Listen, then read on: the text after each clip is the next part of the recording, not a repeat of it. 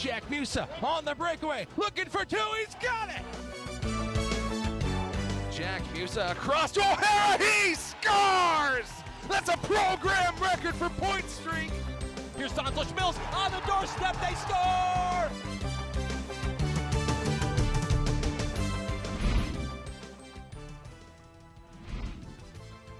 Hello everyone, welcome back to the UMass Hockey Preview Show presented by UMass Journalism. Along with John Ruggiero, I am Jacob Brepper, and we're gliding into another week of UMass Hockey. Just 4 games left in the regular season. We'll break down what's probably the biggest series of the season for UMass, analyze the college poll, and of course recap last week. But first, John, I didn't even think we were going to have a show this morning. You were out in Boston getting buried in snow, but you're here now. Yeah, I went home to help the parents dig out a big snowstorm, the biggest, I think, in that area in a long time. So, but had to come back for the previous show. Good to be here. Jacob, it's a busy show. Lots happened this past weekend. UMass had another opportunity to get back on track against a hobbled conference opponent in UNH. And they did it in Chill the Bill night, taking on UNH. Quick note before we get to that, Jack Musa, he was out with the flu, so UMass was missing the Moose. Bo Cosman, he took his place, and Larry Keenan and Francesco Del Elche reunited on their defensive line. Yeah, let's get right into it here. The first goal, only 41 seconds into the game, right out front, Lucas Kolechka off the brilliant feed from Owen Murray. The captain with the primary assist on the wraparound. Kolechka taps it home. The Minutemen been struggling on the power play. You've heard us say this before. First period, just a few minutes later, it's Larry Keenan. He's got a keen sense for where the back of the net is. Deposits, it's home. It's the first power play goal for the Minutemen since November, and they make it 2-0 on this great wrist shot. Yeah, since that Army game, Jacob, great job by the Minutemen there, back on the board. Guess who else is back on the board? It's Bo Cosman. His first goal since October 18th versus Bentley. Brilliant one-timer. Third period we go, just 5 minutes in. Little nifty move, the shot in on goal, and Francesco Del Elche scores. What a game he has had. Look at the Deeks, look at the finish. Roofs it home. Minutemen win 4-0. John, what a great game that was. We were there enjoying it as fans for the first time in a little while, and it was great to see them catch the victory. Of course, especially Michael Rabel, his 4th shutout in the last 12 games. Unbelievable stuff from the Utah pick, but it's also his 50th win, second most in program history. So a big night on Chill the Bill. UMass needed it. Let's take a look at what Coach Carvel had to say after the game. A great start to the game after being off for 2 weeks. I was really happy with how we started, scored the first shift. Great first period. I didn't like our second period. They got sloppy and they started to win battles, but the shutout for Mike, he informed me that's his first shutout here at UMass and his 50th win, which I think makes him the second winningest goalie in the history of the program. So I'm really happy with our start, really happy with our strong defensive play, and really happy we scored a power play goal. I think this is the first one in 2026.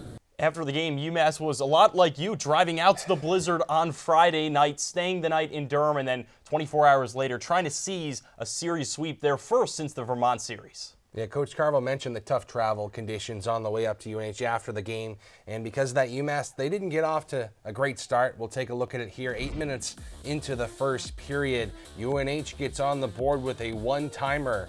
It's Ryan McPherson, just past Michael Rabel, his second goal of the season, and that's the only goal we see in this one, Jacob.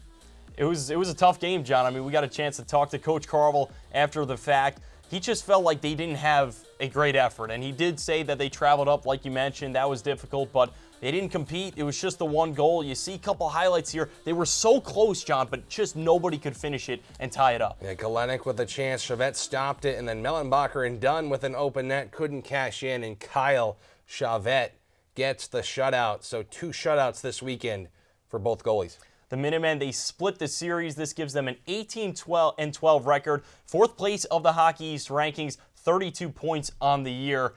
It's a chance, John. They had a chance to climb up, really tease that UConn team, but they just fell short. Yeah, not ideal for the Minutemen, to say the least. The worst team in Hockey East, New Hampshire, and Owen Murray, he wasn't happy after the game. Talked to him. Carvel, I think he was a little bit lighter of a mood, but Murray was mad. I'd say, wouldn't you say so? I think so too. I mean, he's a co-captain. He's a leader on this team. He said this time of the year that can't happen, which is really unfortunate for the Minutemen. They get the shutout, then they get shut out. The only bright spot here, John, going back the game before, if we can, Francesco Del Elche, Larry Keenan, they teamed up and did some damage in Game 1. Friday night, Keenan and Del Elche combined for 5 points, 1 goal and 2 assists for Del Elche, and Keenan, he had a goal and an assist. He has 9 points in his last 9 games played, heating up at the right time. That's for sure, John. This is the time for the Minutemen. They need those defensive players to step up. Michael Robel's been the guy getting it done for them defensively, but when you get offense from your defenders, that alleviates a lot of things, especially with the injuries that we've kind of been talking about a little bit. Having those guys come out and play great hockey, that's really important. It's important for the rankings, right? Let's talk about that a little bit right now. Hockey East rankings, we jump into it, John. Tell me what strikes your eye here. Well, if UMass won that game up at UNH, they would have had 35 points on the season so far. That would have been at 4th in Hockey East. Right now, they're tied with Northeastern in 4th at 32 points. However, UMass does have a game in hand on the Huskies. But if UMass got that 3 points on Saturday night, they would have been only 2 points behind the UConn Huskies. And, I mean, that's got to hurt, Jacob. Especially with just a few games left. Oftentimes we'll go back if you don't make the tournament or you fall in the conference and say, where could we have gotten one? They had a chance to really gain some ground there in Hockey East, but it's not all for nothing. Let's take a look now at the NPI polls. Yeah, UMass at 19th still. Luckily, I think it could have been a little bit more damaged. Luckily, they did lose on the road, so not as much of an NPI downing, if you will, for UMass. 19th, like I said, UConn, they're at 14th. So a chance for UMass to maybe flip those 2 spots with a sweep over the Huskies. But at this point, the Minutemen need to be winning every single game that they can be. I'm not sure every game is a must-win, especially when you consider the Hockey East playoff games that are ahead. Assuming UMass wins a couple of those, maybe they can slide into a 15th or a 14th. It's going to be tough. The odds are definitely against them, but if anyone's proven that the odds are against them, and that doesn't matter, it's UMass. Let me talk about that real quick there. Is that your number right there, 14-15, that UMass has to get around to make the NCAA tournament, get the outright bid? I think so. I mean, you look at the CCHA, they've got a couple of teams. St. Thomas, notably, they're 15th right now. They fell down. Minnesota State as well. If they win the conference tournament for them, they could have already been an automatic bid, right? So that means only the AHA would only be a conference winner, which would take the 16th spot, and assuming there are no other upsets, that 15th spot could be available for UMass to jump in as an automatic bid, but there's still so many unknowns. It feels like we're almost there, but we're not yet. There's still a lot of hockey to be played, still plenty of scenarios left. That's why this weekend is all the more important, John. We get into it right here. The University of Connecticut, they play them in a home-and-home series. UMass, UConn. This is a UConn team that 17-19-4 on the season. They're in 3rd place, like you mentioned, 5 points in front of the Minutemen, but they come in a little bit hobbled. They've lost their last 2, but the story with this UConn team is they're good offensively and defensively. Yeah, you can say that again, Jacob. Ryan Tattle, 27 points on the year for their leading scorer, and they averaged over 3 goals a game, 19th in the nation for that. Hey, Jacob, you mentioned their offensive prowess. How about defensively as well? Only 2.2 goals against per game. That's top 10 in the nation. Give me your pick, John, as we kind of wrap up the show here. What do you think is going to happen in these final couple of games? This is such an important time of the year. Well, we didn't talk about Tyler Musak there as well. Just over 2 goals against average. Michael Ravel on the top of his game as well.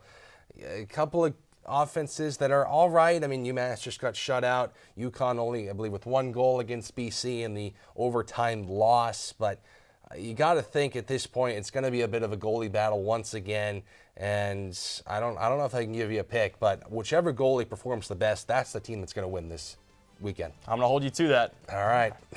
That's all the time we have for here on the UMass Hockey Preview Show presented by UMass Journalism. Well, we're nearing the end of the season. Our best content, it's definitely yet to come.